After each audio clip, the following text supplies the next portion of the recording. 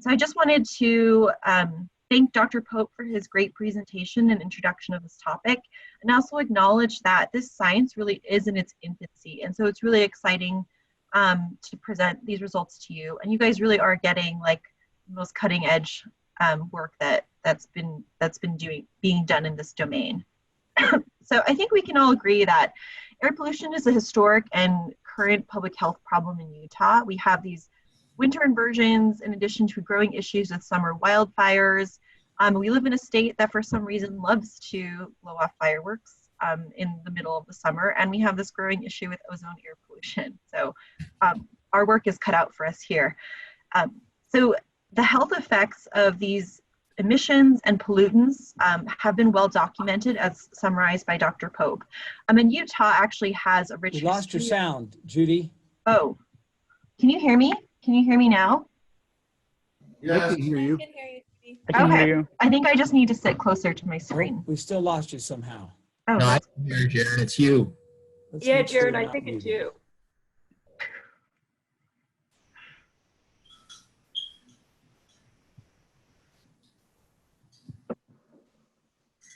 okay. I'm going to keep going if that's all right.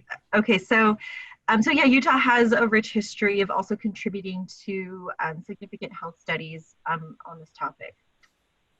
So we know that exposure to air pollution and also its risks associated with adverse health outcomes are not evenly distributed among the general public. So in general, it's recognized that people who are older, meaning 65 or older, pregnant women, and children are at a particularly high risk for adverse health effects related to air pollution.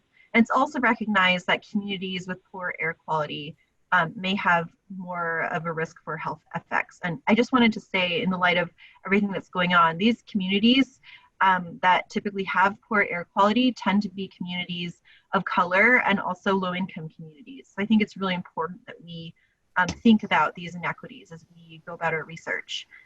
The last group that's considered the most vulnerable to air pollutions are those with pre-existing cardiovascular diseases or respiratory illnesses. And so these pre-existing conditions are typically conditions like asthma, chronic obstructive pulmonary disease, coronary heart disease, and heart failure. But I would like to ask the question of perhaps, is perhaps cancer a condition that increases a person's vulnerability to air pollution?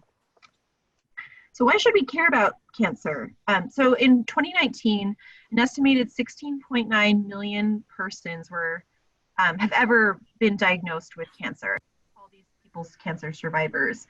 Just to put this in perspective, that 16.9 million people is roughly 5% of the total US population. And the numbers of people who've ever been diagnosed with cancer or survivors is estimated to grow. In 2020, their numbers are expected to grow to 26 million people.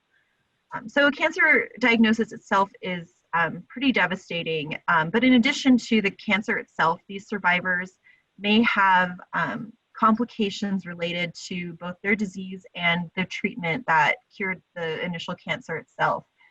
And so the studies of disparities in these long-term health outcomes among cancer survivors have really largely focused on individual level factors, as shown on the figure on the right in the orange circle. So by individual level factors, what I mean are individual things like the cancer's biology or someone's genetic propensity, family history, their income, their insurance at diagnosis, etc. However, we really can't forget that individuals exist in these embedded larger networks, right? Like we are people, but we have groups of families and friends that we belong to. We live in cities and communities, and the physical environment around us also has a great effect on our health outcomes. And this is the same for people in the general public as well as persons with cancer. So in the year 2000, so 20 years ago, the Health Effects Institute published a report which found that cancer survivors were more vulnerable to mortality associated with short-term exposure to air pollution. And so that report actually recommended that this association be further investigated. However, about 20 years later, where there hasn't been a lot of work done in this domain. So a small but growing number of studies report significant associations between exposure to PM2.5 after a cancer diagnosis and an increased risk for mortality among adults. And by adults, I mean persons diagnosed at the age of 50 or older. So I just wanted to bring up the few points that, number one, adult studies are really difficult to apply to young cancer survivors, meaning people diagnosed under the age of 40. And this is largely due to the fact that the etiology or how cancers develop in young cancer patients is extremely different compared to those in adults. The tissues involved are also different, and the types of cancers that arise in young cancer populations differ greatly from the adult studies. So it's really hard to extrapolate studies in older cancer populations to those among young cancer patients. And so as shown in Arden Pope's slides, air pollution's related to cardiovascular mortality among cancer patients who are diagnosed at older ages. But what about cardiovascular and lung morbidity, right? Like mortality is a very final outcome, but there's a lot of illness that happens before that mortality that might also be affected by air pollution itself. So for young cancer survivors, lung and heart morbidity are really big problems. So the treatment of cancer in young populations, particularly pediatric populations, has improved greatly over the past 30 years. So survival for certain cancers has improved from about 58% to 84%. However, these improvements come at a cost. So the same chemotherapy and radiation therapies that save lives also are linked to severe lung and heart damage. And lung and heart damage are among the leading causes of non-cancer death within young cancer populations. So if we compare the incidence of pulmonary conditions between cancer survivors and their siblings, what we see is that over time, they're at a significantly higher risk for diagnosis of any pulmonary condition, recurrent pneumonia, and lung fibrosis. And so other outcomes that are not pictured here in this figure include things like asthma, the need for supplemental oxygen, and restricted breathing. So these lung conditions are not insignificant. Okay, so this brings us to the first study that we conducted among childhood cancer survivors. So we were really interested in understanding how PM2.5 affected their risk for respiratory health events. So we decided to do this in a case crossover fashion. Case crossover studies are event-based, meaning that we really only care about health events that happened and comparing the pollution exposure in the days that occurred before that event. The best analogy and the easiest way I can think of this is just to put it in layman's terms. So let's say that one day you wake up, you get dressed, you put on a pair of shoes, and you fall on the ground, you trip. And then you're thinking, okay, well, I do this every day. Why did I fall and trip today? And then you look for differences in your behaviors that happened that specific day that you fell compared to days that you didn't fall. A case crossover study is doing exactly the same thing. What we're saying is, okay, a respiratory event happened on this specific day. What were the differences between this specific day and other days in which this event also could have happened, but it didn't? In this specific case, that exposure that we're interested in is air pollution. So a study population was sourced from a pre-existing cohort of cancer survivors here in the state of Utah. And so these are young cancer survivors, so anyone diagnosed with cancer before the age of 25, and they had to survive at least 5 years from their diagnosis. And we did that because we wanted to make sure that they were off therapy. This cohort was also previously matched to a group of persons without a cancer history. So the health events you're interested in were respiratory hospitalizations and emergency department visits of respiratory cause. Our exposure period was a 3-day cumulative average in the days prior to the respiratory event itself. So because chemotherapy does have really significant toxicity, or does have the potential for significant toxicity to the lungs, and also some implications for immunosuppression, we really wanted to look at these outcomes by previous chemotherapy treatment. Okay, so this is a table. Again, these are a summary of the results. The papers have much more extensive results, and I'm happy to answer questions about the papers, and you're welcome to read them if you would like to. So what we found is that on days that had elevated levels of particulate matter, childhood cancer survivors had a significantly increased risk for respiratory hospitalization, so near 84% increased risk compared to days in which the PM was lower. When we looked at it by cause of admission, we found that respiratory infections were particularly, had a higher risk for, cancer survivors had a particularly higher risk for admission due to respiratory infection after PM2.5 was elevated. We also found that previous chemotherapy, survivors who were previously treated with chemotherapy had a significantly higher risk for respiratory hospitalization after being exposed to increased levels of PM2.5. Okay, so respiratory infections became a really important outcome to study because of the issues with immunosuppression. So what we did is we pooled ED visits and hospitalizations of respiratory cause to figure out, perhaps if we could find any associations between PM2.5 and those specific outcomes.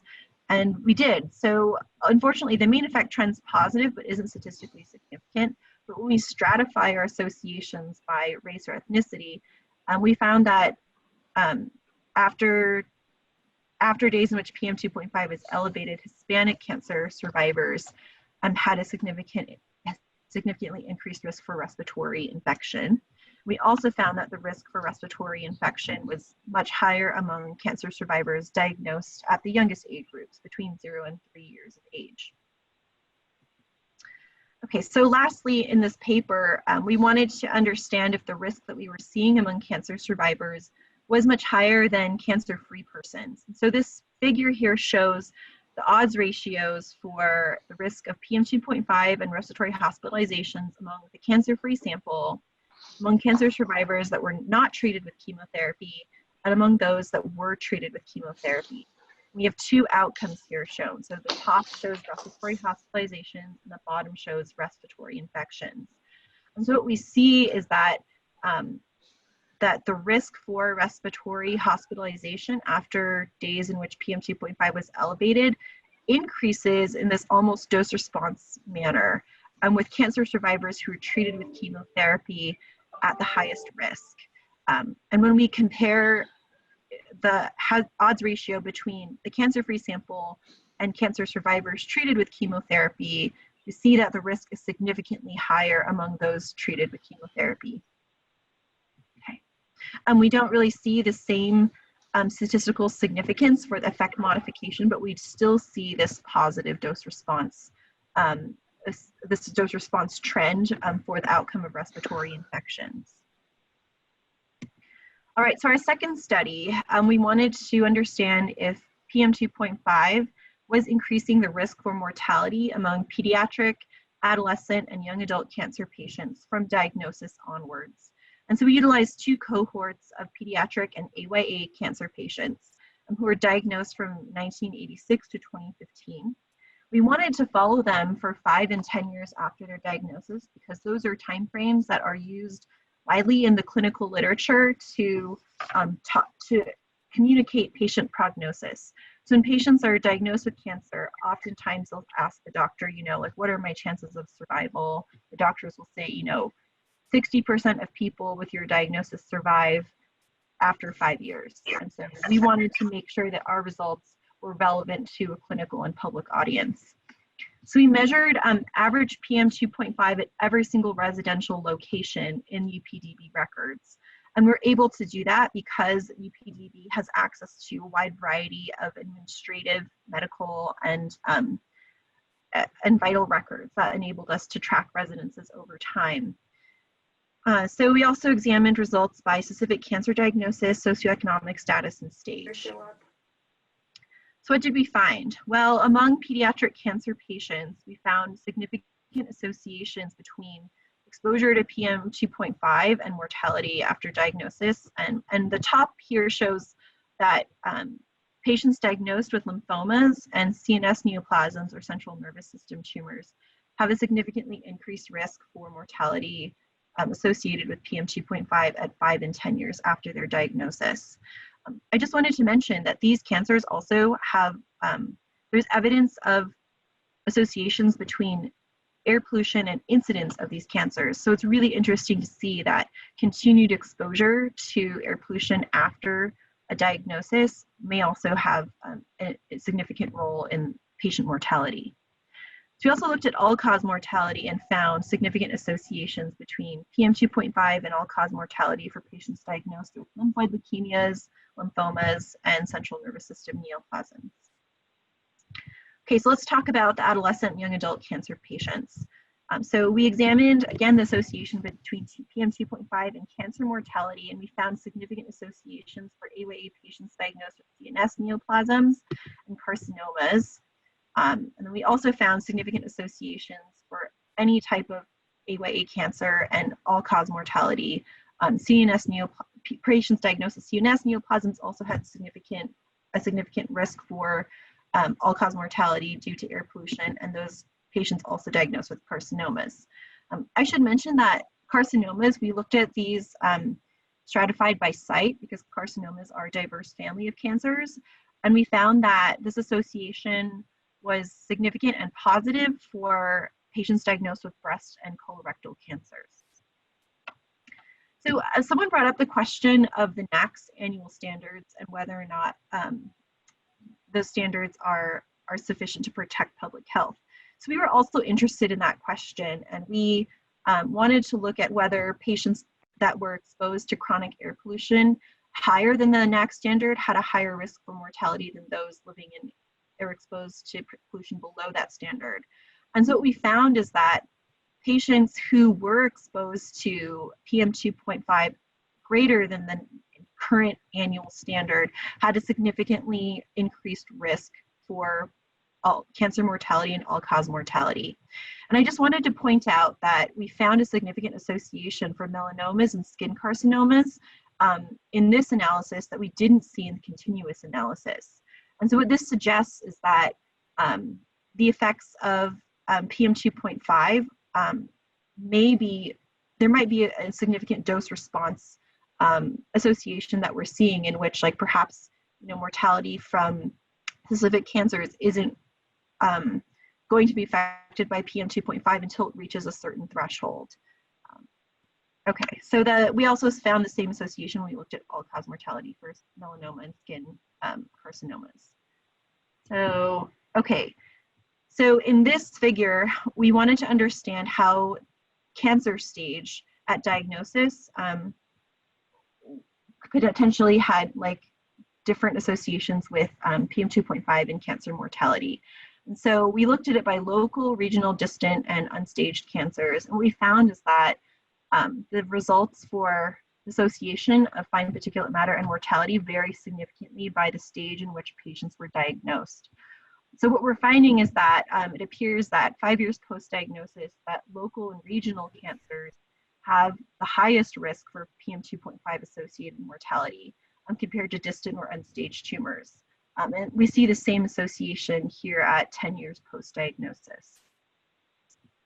Lastly, because we know that low-income populations are at higher risk for exposure to fine particulate matter and also cancer mortality, we wanted to understand how those effects differed by socioeconomic status. And so we separated our cancer survivors into quartiles of their socioeconomic status at diagnosis. And we also found that the association for PM2.5 and cancer mortality was significantly higher among cancer patients in the lowest socioeconomic census tracts than those in higher socioeconomic census tracts. And that's true at 5 years after diagnosis and also 10 years after their diagnosis. Okay, so in summary, what have we found? We found that short-term exposure to fine particulate matter is associated with respiratory hospitalizations and also infections among cancer survivors. We also found that these risks are higher among cancer survivors and persons without the same cancer history. Another significant thing to note is that we're the first study to report significant effect modification by previous chemotherapy, meaning that before, medications really haven't been examined as a potential risk factor for air pollution related events. And so our analysis is really suggesting that this residual damage from toxicity of certain chemotherapies may sensitize lung tissue to air pollutants long after the treatment itself has stopped. We also found that PM2.5 is associated with mortality among pediatric and AYA patients. Effects seem to be particularly relevant for cancers that are related for cancers in which air pollution was related to their initial development.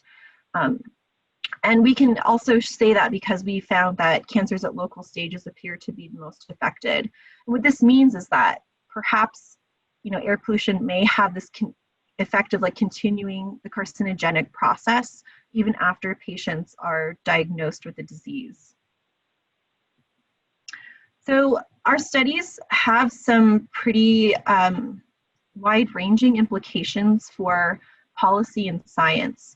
So the idea that a cancer treatment or any other medication could create a new vulnerable population to an environmental pollutant is completely novel. So far, we've only been defining vulnerability based on pre-existing conditions that occur in childhood, age, or pregnancy. But the idea that medication could interact with environmental pollutants to increase risk for adverse health outcomes is completely new. And because of that, there really aren't any policies or guidelines to address this topic. So cancer survivors are currently not defined as vulnerable by any public health or environmental policies. And because of that, I feel like there's this gap in how cancer survivors view themselves with relation to air pollution.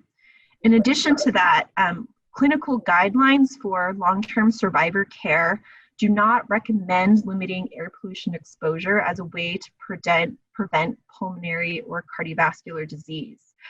They recommend other behavioral modifications like cessation of smoking, avoiding inhalation of paints and other chemical irritants, but air pollution is not at all recognized as a potential risk factor for their long-term cardiovascular or pulmonary health outcomes. So lastly, I just wanted to mention health equity. So we know that exposure to air pollution is not evenly distributed among racial, ethnic, and low-income groups.